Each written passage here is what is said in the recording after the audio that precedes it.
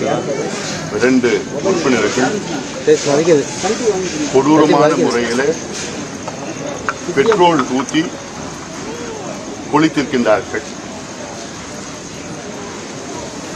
தமிழரசன் மற்றும் விஜய கணபதி என்ற நபர்கள்.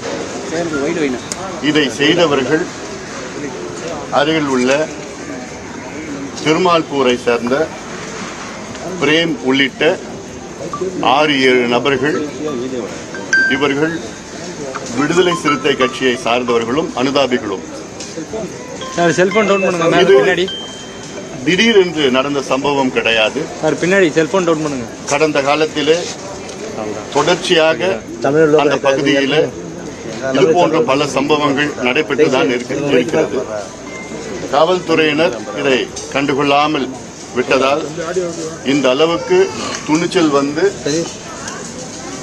எங்கள் கட்சியை சார்ந்த 2 நபர்களை பெட்ரோல் ஊற்றி திட்டமிட்டு கொளுத்திய ஒரு கொடூரமான செயலை தமிழ்நாட்டில் நாம் பார்த்து கொண்டுதான் இருக்கின்றோம்.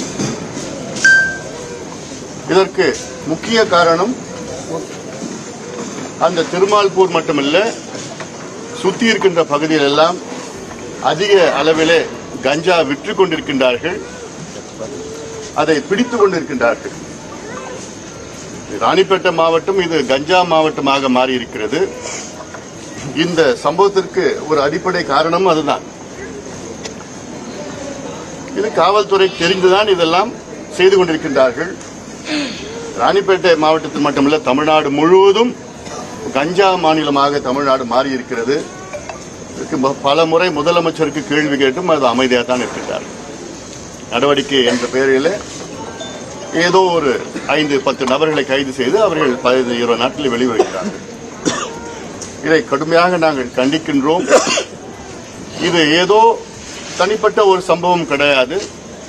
சமீப காலத்தில் எங்கள் கட்சியின் நிர்வாகிகளையும் தொண்டர்களையும் இதுபோன்று கொலைவெறி தாக்குதல்,